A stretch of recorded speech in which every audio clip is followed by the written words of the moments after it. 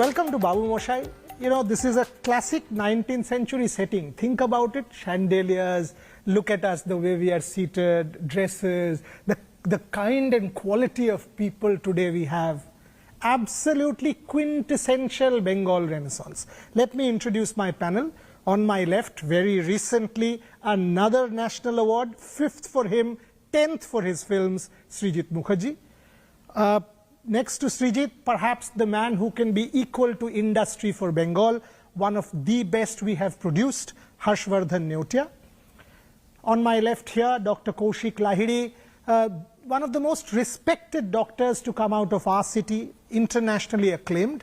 On my right, Captain Sarvesh, one of the senior most commanders and now flying for 27 years, also a trainer, part of the Airbus fleet. And finally, Raja Rahul Dash, a very senior entertainment and sports broadcaster and professional.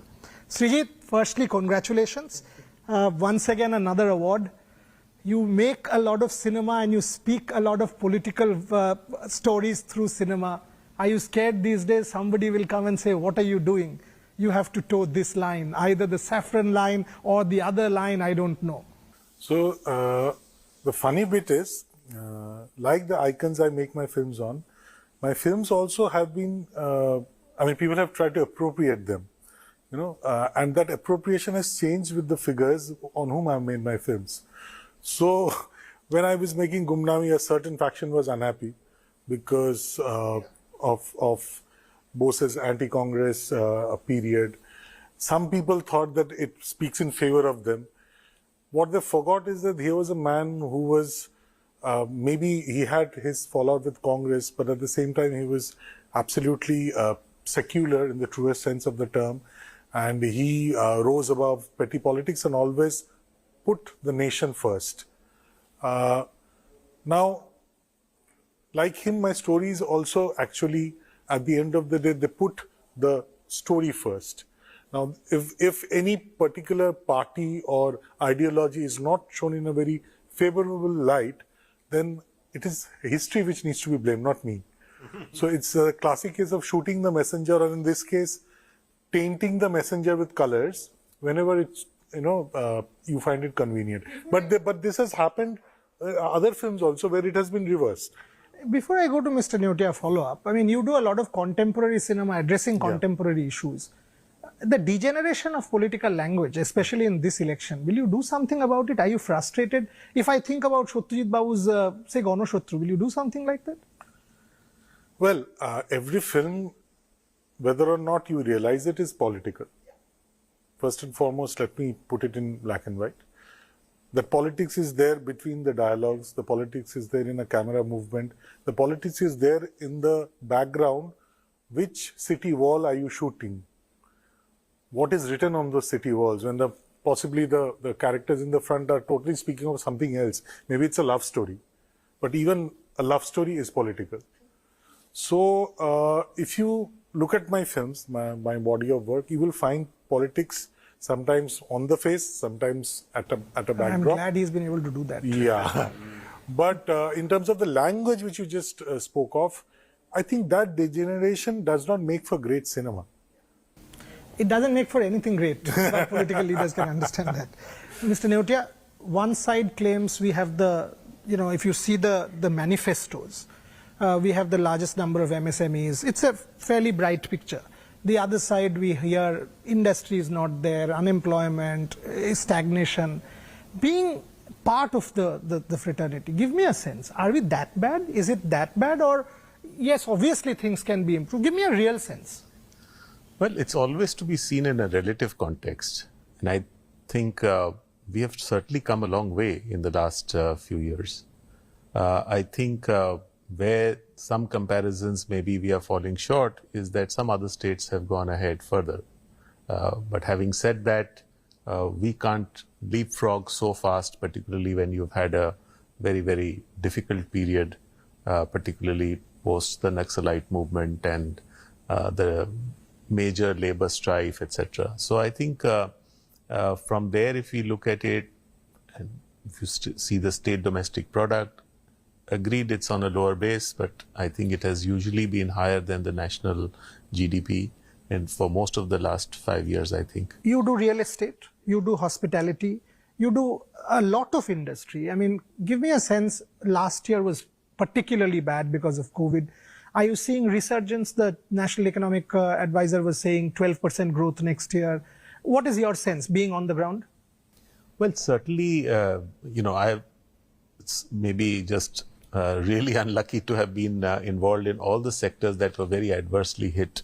I'm also in healthcare, and healthcare, except if you were a COVID hospital, it was very, very adversely affected for the first 6 months because neither patients nor doctors wanted to go. But healthcare, as we can see, has bounced back to pre-COVID levels. Hospitality is still far behind because large gatherings are not permitted, travel is not permitted. Political rallies notwithstanding. Political rallies notwithstanding, but they don't use hotels so much. So I think we still have struggle on the hospitality side.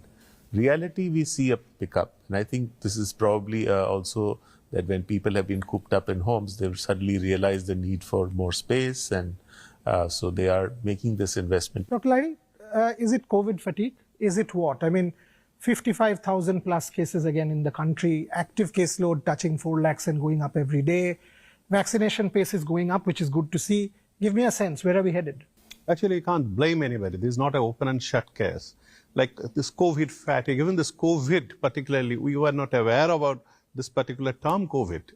Yes, coronavirus we always knew, but this is not the first pandemic in the human history, but certainly this is the first pandemic in last 100 years in our lifetime. So where are we headed? What is the solution? I would have been very happy if I could say that we are heading for a victory and very quickly we know for COVID. But this is unfortunately not the gut feeling, because if you just analyze the Spanish flu 100 years back, the second and third wave were disastrous. The whole of Europe and UK and US this time, they have already surpassed the second and third wave peak. In India, we have just came down from the first wave. We are now, after again crossing Siliguri, we are going to Kalimpong, Kashiang. We have not reached Darjeeling. And in front of us, we don't know the peaks. Captain Sarvesh, from what he just said, I mean, you have been flying, you've started, you've resumed. Are flights safe? Are people, you go through airports regularly. Are you seeing this awareness, the protocols being adhered to? Or are people sort of, throwing caution to the winds, oh, I'm vaccinated, or it doesn't matter, 1% fatality, whatever it is. What is your sense on ground when you're flying? By and large, people are adhering to the protocol given at the airport. Primarily, when you think of flying, what worry normally you have is in a small cabin, you're sitting there with all air circulating, which may or may not be correct or healthy for that matter. Generally, not that I'm from aviation, so I'm trying to promote or something like that, but in aircraft, it's actually very, very safe. Sometimes it's safer than sitting here. And as to why I'm saying this is because two main reasons. One is the air displacement. So the entire parcel of air which is there inside the aircraft is displaced within about 120 to 180 seconds. So entire parcel of air is actually thrown out and fresh air comes into it. So that's one part. Other is the circulation pattern which is there. So what happens is it falls through the louver right on top, falls vertically down and goes through the louvers which are there right at the bottom. So circulation pattern is so beautifully designed that it doesn't go forward, aft or sideways, it just goes down. So if somebody even for say not wearing masks properly, the droplets will actually go down rather than spreading across. So that makes it safer. Give me a sense. I mean, since you started flying over the last few months, have you seen people, the number of flyers increase? Are you seeing pre-COVID levels close to normalcy for domestic flights at least? What are you seeing? It's encouraging to see a lot of people are taking to air, but we also had lots of them who are maybe first time, second time flyers. So they're not still very regular flyers who've taken to air. I was very happy to hear when Mr. Harsh said he's taken so many flights in last post-COVID situation. Mr. Neotia said he's taken 48 flights. Yeah. So that's a lot of number that are really good to hear that. So that shows the confidence that's coming into flying. You still do not have all of the people who were flying pre-pandemic times have come back. But there's a new segment which of course is coming to flying. So there are a lot of people who are taking a lot of flights. Raja, I'll come to you. Again, it's a very specific question. We had Mohun Bagan and East Bengal play this year. I mean, in terms of ratings as a professional, do you see football still getting watched by Bengalis?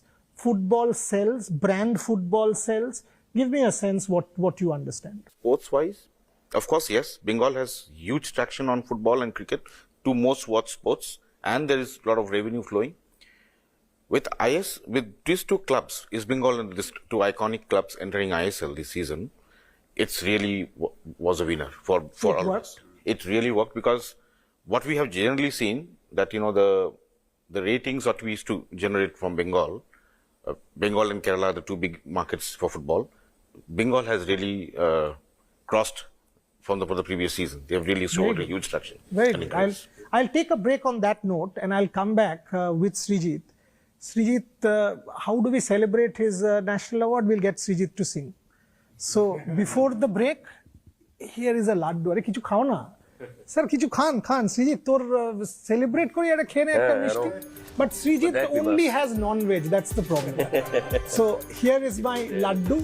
And it's a perfect laddu. This is not dorbesh. Abaro dekhachi. This is laddu, not dorbesh. On that note, a very quick break. Back on Babumoshai with Srijit Mukherjee, the singer. We'll celebrate Srijit's award with his song. Back after. You know, the good thing about this ITC Shonar, this place, is it actually gives me a sense of Marble Palace বসে আছি, জোড়াসাঁকোয় বসে আছি, বেশ একটা সন্ধ্যাবেলার বাবু আড্ডা হচ্ছে. We are back to the 19th century আড্ডা. So Shekhane, how can we have an adda without music? So Mr. Mukherjee.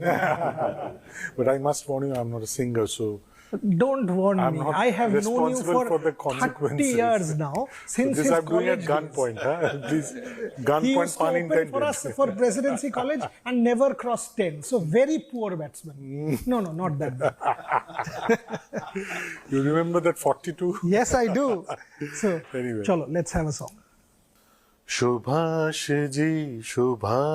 जी वो जाने हिंद आ गए है नाज जिस पे हिंद को वो शान हिंद आ गए सुभाष जी वो जाने हिंद आ गए है नाज जिस पे हिंद को वो शान हिंद आ गए Subhash ji. Very good. Thank so you. the question to follow, now that you are shooting, Srijit, you are shooting all night. In fact, just finished a latest project. Protocols being adhered to, is it back to normal?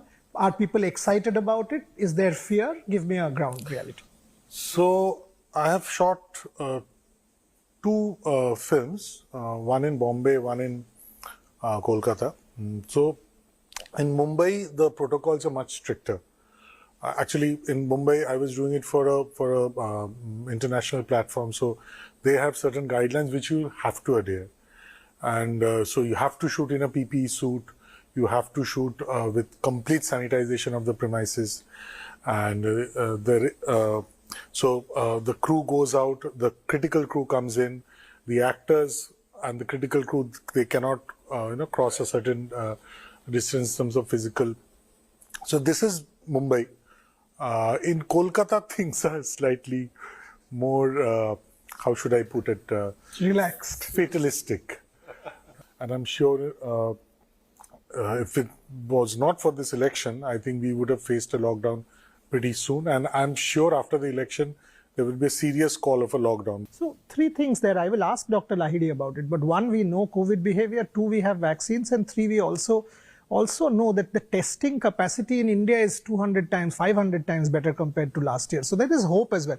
Mr. Neotia, irrespective of whichever political party wins, is there going to be an impact there? Or, for example, we see election manifestos promising X thousand crores of investment and stuff.